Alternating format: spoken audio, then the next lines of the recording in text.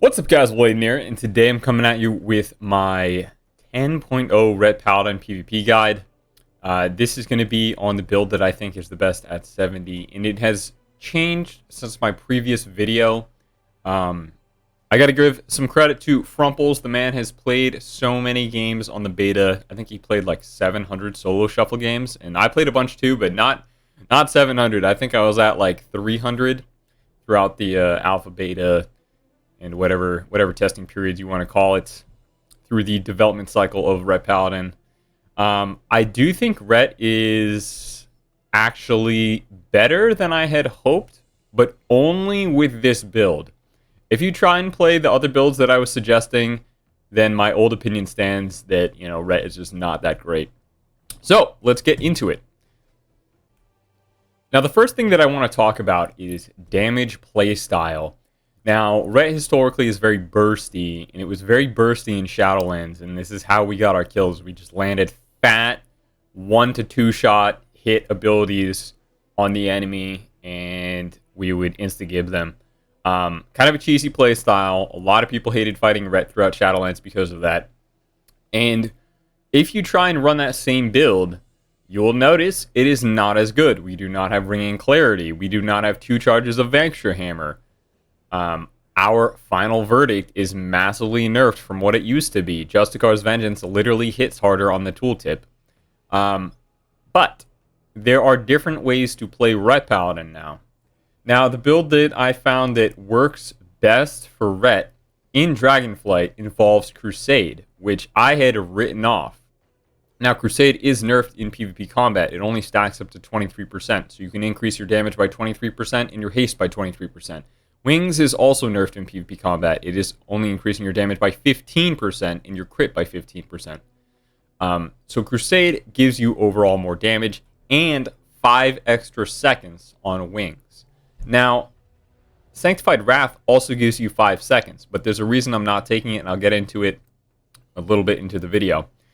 So I opt out of Seasoned Warhorse and Seal of the Templar. We don't really need these because we're running Final Verdict. I don't take Seal of Reprisal. I opt in for the armor and crit chance instead because Crusader Strike really, a 10% increase on Crusader Strike is not that much. Take Judgment of Light. It's a very, very minor heal, but it does add up over time. I do take Improved Blessing of Protection. Now, in Solo Shuffle, it might not be ideal to take Improved Blessing of Protection because in all likelihood, you're not going to get out 2 bops on a 4-minute cooldown anyway. Touch of Light might be better. However, Touch of Light is so incredibly weak right now that at the end of a 6-round solo shuffle, you'll see it only doing 3,000 to 4,000 damage total. Not just per round, but total. So it is in need of some massive buffs. I am taking Seal of Order even after the nerfs. I'm grabbing Seal of Might, and I'm going all the way down into Zealot's Paragon. And now Zealot's Paragon pairs very well with Crusade. It allows us to increase our wings time, and I'll get into talking about Crusade right now. So Crusade, you can increase the duration of Crusade by 12 seconds when you proc an Aura of Reckoning. However, if you currently have an Aura of Reckoning wings procced, and then you push Crusade, you're going to reset the stacks. So the way that you want to use Crusade, or at least your second Crusade of an arena, is you're going to want to wait till your Aura of Reckoning is about to proc, maybe like 45 stacks. Then you're going to push Crusader Strike. You're going to generate up to 10 stacks of Crusade, and then your Aura of Reckoning is going to proc and add an additional... Oh, did I say 12 seconds? It used to be 12 seconds. It's 9 seconds for Crusade. So an additional 9 seconds of Crusade. You're also going to be able to extend that via your 2 charges of Hammer of Wrath. Now, Vanguard's Momentum provides that 2 charges. Vanguard's Momentum also gives you 12% extra damage. So now you're doing 35% increased damage with Crusade and Vanguard's Momentum. You're also going to be doing, I believe it's, what is this now? 9 and 8. So we're going to be doing 17% additional damage on our Holy Power Spenders and 9% additional damage on our... Wait, no, that's not how it works. Let's see. Damage and healing increased by 9%, and Holy Power spending abilities deal 8% additional damage. Okay. So we're at 17% additional Templar Verdict damage during Blessing of Dawn. I'm sorry, they just nerfed this like today. With our Seal of Might, we're going to have 8% increased mastery, so that's 8% increased holy damage. So we're stacking up the modifiers immensely during Crusade. Now, you can say that you can get better benefit out of better instantaneous burst out of Avenging Wrath Might because we're losing the crit. However, we still proc Seraphim very frequently with the amount of haste that we're getting from Crusade. So you're going to get more Ashes to Ashes procs with Crusade. And overall, very high single target damage. And the best thing is, you don't have to be in melee range to deal this damage. We don't have to stand in melee range to splash the Sanctified Wrath damage. We can be 12 yards and deal full damage. Our Empyrean Legacy will hit. Our Final Verdict will hit. Our Vanguard's Momentums will hit. Our Divine Resonance and Divine Tolls will hit. And by the way, Divine Resonance adds to the duration of Crusade. These extra judgments are treated as normal judgments, which gets into the next thing. This build is the best possible build for swapping targets in PvP. Now, you want to run Lawbringer 100% of the time in this expansion because of the insane amount of HP people have and our lack of burst. We are now a gigantic damage rolling, consistent damage rolling machine. Our top end burst is not what it used to be. However, our sustained pressure is insane with this build. What you want to do is you want to apply Lawbringer to as many targets as you possibly can. And when you Divine Toll, so say in Arena, you have your Lawbringer on all 3 targets, you're going to Divine Toll, and your off targets are going to be taking 10% of their damage every time a Divine Resonance goes off during your initial Divine Toll if you have already applied it, and with every judgment that you hit during your wings. You're dealing so much range damage, it's crazy. I absolutely love this build. Not to mention that all of these synergizes with Crusade because it adds time to it with Zealot's Paragon. Now, the way your damage breakdown is going to look is it's going to be almost even between Final Verdict, Judgment, and Lawbringer, followed by very close behind your Hammer of Wrath. Now, Hammer of Wrath, I've been hitting about 60 to 65k, and I'll show you my current gear right here. I'm full honor geared, and I can't believe it. It took about an hour and 20 minutes to get full honor gear right here. I think I do have some extra trinkets that I want to buy, but more or less, this is what your gear is going to look like. Now, in PvP combat, it is increased. I believe I'm about 34% versatility and 35% mastery and I think 6 or 7% haste. But you want to aim for full mastery gear where you can. And that is to make sure we have this damage outside of wings. Because most of the time we're going to be getting our pressure during wings when we're getting our Vanguard's momentum procs up. But Final Verdict can proc your Vanguard's momentum, and in PvP and in BGs, you're frequently throwing hammers at targets that are already 20% HP, so you can get good uptime on Vanguard's momentum, regardless of wings or no wings. Now, there's a few more optional talents that we can take depending on our playstyle. Now, I personally prefer Consecrated Blade to Seal of Wrath and Expiation. These 3 talents, I'm going to be honest, they're all not ideal in PvP. They don't deal that much damage. Seal of Wrath and Expiation both typically deal less than 1% of your overall damage in a 6-round solo shuffle and less than 2% in battlegrounds, whereas Consecrated Blade can deal more than these percentages. However, if you're playing with a hunter and you don't want to break CC like Trap, you shouldn't be playing with Consecrated Blade. But for the moment, I play with this. Now, it's a bit finicky when it comes to working with Sanctified Ground and Hallowed Ground. Now, typically, when you're using the Consecrated Blade, the Consecration is not going to be directly over yourself unless you're in melee range. So you won't be able to drop it on yourself. And it's not consistently functioning with Hallowed Ground. However, it is consistently working with Sanctified Ground. But Sanctified Ground is also completely bugged where it is near permanent just because it's bugged. I have no idea what causes it to be permanent, but it just seems to be that whenever I drop a Consecration and move out of it, it is just sometimes permanent, which is why I'm playing with it right now. And even when it gets nerfed or bug fixed or whatever, I think I will still play with Sanctified Ground. Now, the other optional talent that we have is Eye for an Eye. I would remove Sanctified Ground for Eye for an Eye when you're going into a melee matchup, and then you can either drop Consecrated Blade and go into Seal of Wrath if you would like, or just keep Consecrated Blade, which is more or less my default right now. It is kind of cool to have Consecration drop from your Blade of Justice. In terms of anything else that is optional for the build, I don't see too many opportunities to go out of any talents. Now, some people might say, why not drop one charge of Vanguard's Momentum and pick up something else? Like maybe 3% haste or the Tempest of the Lightbringer Cleave. You could do that, but I don't recommend it. I do think the overall 12% damage increase from Vanguard's Momentum is very, very strong with this build. And that I do think our Hammer of Wraths are a large part of our damage. So you're going to get more damage out of your Hammer of Wraths. It's holy damage. That is why I'm keeping it 2/2 in Vanguard's Momentum rather than going Tempest of the Lightbringer or a little bit more haste. The only other talent that I can think of that's up for debate is Seal of Might versus Seal of Alacrity, because you're benefiting from Alacrity outside of your wings, whereas you're only benefiting from Seal of Might during your wings.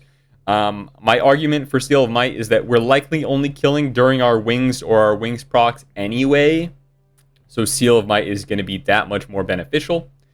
So yeah, that's about it for the talents. Now let's get into the PvP talents. Now in terms of mandatory PvP talents, this is pretty much what I've been running. Lawbringer synergizes with the build very well. Or Reckoning procs your Crusade, so these are almost mandatory talents. Now for me, playing all of Shadowlands and having the pull mobility that Ret does, I've gotten very used to Unbound Freedom. So not running Unbound Freedom feels awful. It removes the GCD of Freedom when using it on yourself, and it gives you a movement speed increase and makes Freedom undispellable. It does have a GCD when you use it on teammates, but you can double Freedom your teammates. Alternatively, we have, we do have a bunch of good PvP talents, if I'm being honest. We have Blessing of Sanctuary, which is really good in the CC comps. We have Jurisdiction, which is really nice to land reliable stuns. We have our Hallowed Ground, which is very nice when proccing Consecration all the time.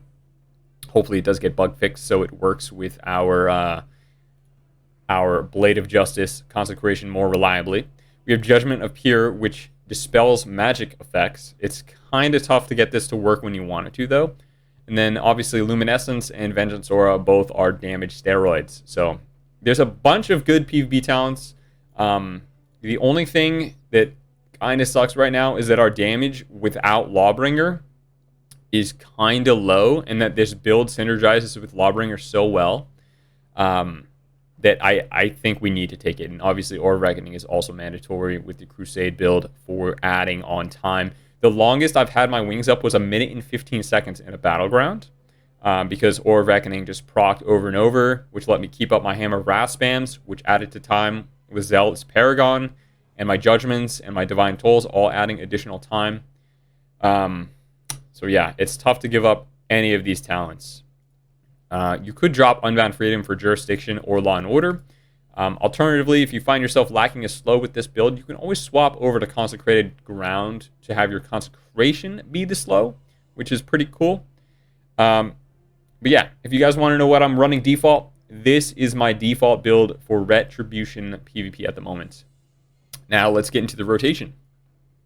I actually wanted to include me jumping off this sky pillar or whatever in the video. It is so cool. I think dragon riding is amazing. But we're going to fly down here. We're going to coast down here into the PvP room, which I'm hoping this is the room. Yep, this is the room. All right, so with Crusade, you're going to want to make sure that immediately upon pressing your wings, you double Hammer of Wrath charge. Now, the first 2 Hammer of Wraths, you're not worried about them doing too much damage, because obviously we're going to try and build towards our Seal of Order as fast as possible, while also building up our Vanguard's momentum and adding to our wings time.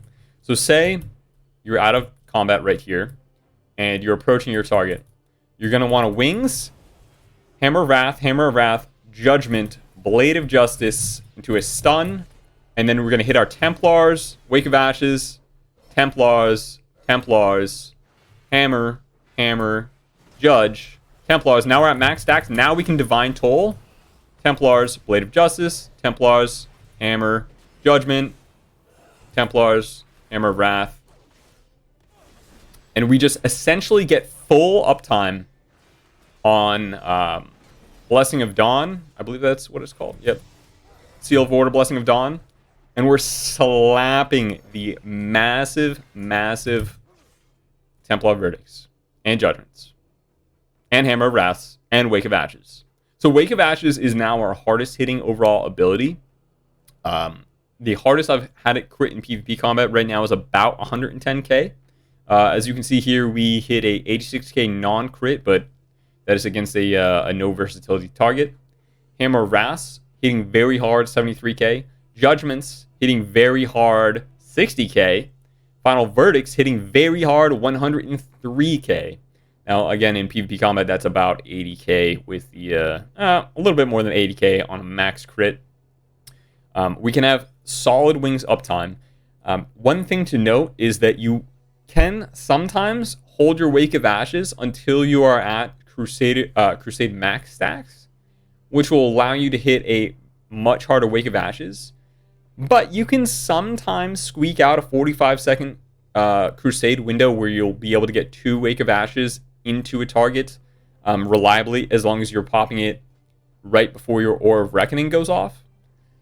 Outside of that, you want to make sure you're at 10 stacks of Crusade and you have your 3 stacks of Vanguard's Momentum and your Seal of Order, Blessing of Dawn procced before you use Divine Toll, because Divine Toll slaps pretty hard single target.